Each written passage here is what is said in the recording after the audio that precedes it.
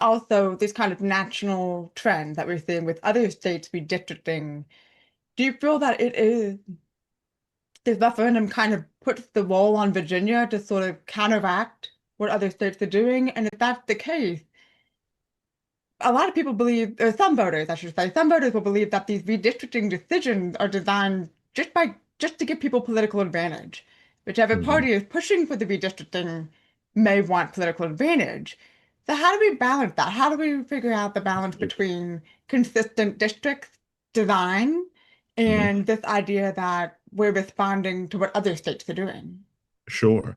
I think one of the major things that we're looking at too, right, is it, like I said earlier, it has become hyperpartisan. This maneuver, this measure has become hyperpartisan. Hmm.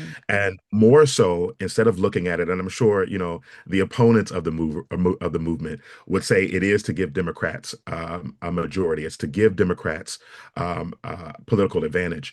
But we're sitting in unprecedented times where, and depending on what side of the aisle you sit on, you're either going to agree or you're going to disagree. But we're sitting in unprecedented times where we have a president who is now coming after public workers, who's coming after basic resources and public assistance.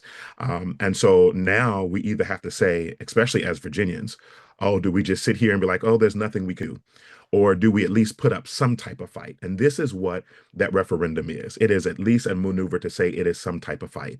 If Virginians want to do it, great, we'll do it. The measure will pass and we'll move forward. If Virginians saying, whoa, whoa, whoa, whoa, whoa, it's too much, we made an attempt and we put something up there. And if it doesn't pass, it doesn't pass. But ultimately, at the end of the day, it's to say, hey, Virginia, this is what happened to your economy. This is how your friends and your family members as federal workers were impacted.